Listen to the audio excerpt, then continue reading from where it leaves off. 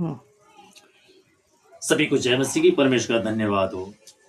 मैं परमेश्वर का धन्यवाद करता हूँ और ये सुंदर समय जो परमेश्वर ने दिया, इस समय के अनुसार मैं एक वचन जो परमेश्वर के पवित्र शास्त्र में पाया जाता है, हम आपके मध्य में लेकर आए हैं।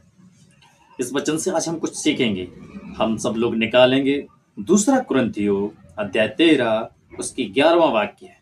और यहाँ पे इस तरह से लिखा है, अतः हे भाइयों आनंदित रहो, सिद्ध बनते जाओ, ढाढ़स रखो और एक ही मन रखो।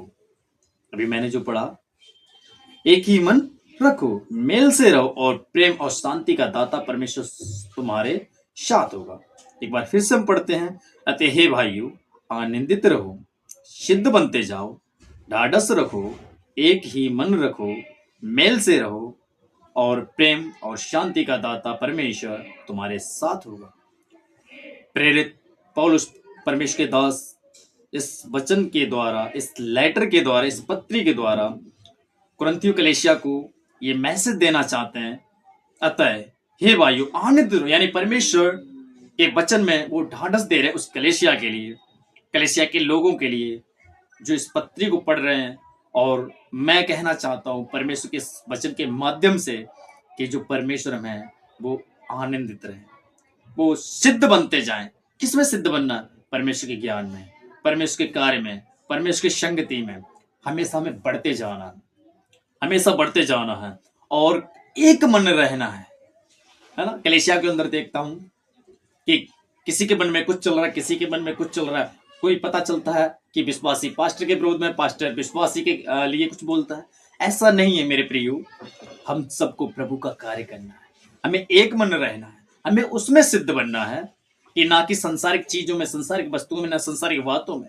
हमें परमेश्वर के ज्ञान में, परमेश्वर की संगति में एक रहना, एक मन हो जाना है। और परमेश्वर का वचन कहता है कि मेल से रहो। कैसा मेल होना चाहिए? मेल किसको कहते हैं? मेल होता है कि हमें एक दूसरे को बढ़ चढ़कर आदर और सम्मान करना चाहिए, एक दूसरे की रेस्पेक्ट करना चाहिए, एक दूसरे का आदर करना चाहिए और सच में बड़े नम्र और दीन भाव से हमें एक दूसरे से मिलना चाहिए, आदर करना चाहिए, ताकि वो परमेश्वर का जो प्रेम है उस मेल के द्वारा प्रकट हो जाए। लोग जब देखें कलीसिया के लोगों को, प्रभु के लोगों को, कहने पाए कि इनके अंदर इतना प्रेम कैसे, ये कैसे मेल से रहते, इनमें कभी बात ऐसी नहीं होती है जो बुराई की हो या बैरभाव की हो। जो परमेश्वर का धन्यवाद। और परमेश्वर का वचन कहता है, और प्रेम और शांति का दाता परमेश्वर तुम्हारे साथ होगा। तो जो शांति का दाता, जब हम इस तरह से रहेंगे, हम कलीसिया में एक मन रहेंगे, मेल से रहेंगे, आनंदित रहेंगे, तो शांति का जो दाता है परमेश्वर, वो हमारे साथ होगा, आपके साथ होगा, हम सबके साथ होगा। मैं इस वचन के माध्यम से कहता हूं कि हमें परमेश्वर में आनंदित रहना है, उसके ज्ञान में सिद्ध होते जाना है और ढाढ़स हमें रखना है, एक ही मन के हो जाना है। मेल से रहो, और जब हम मेल से रहेंगे तो शांति का और प्रेम और शांति का दाता परमेश्वर तुम्हारे साथ होगा। तो इसलिए जब हमारे अंदर ये चीजें होंगी, परमेश्वर की ये बातें हमारे अंदर होगी, तो हम हर एक चीज में आनंदित होंगे।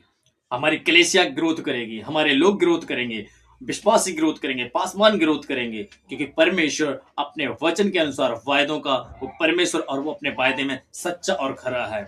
जो मैं कहना चाहता हूं कि हम सबको प्रेम करना चाहिए, हमें मेल से रहना चाहिए, एक मन रहना चाहिए। हमें किसी की कोई निंदा नहीं करना चाहिए, किसी की बुराई नहीं करना चाहिए, किसी को तुच्छ नहीं समझना चाहिए।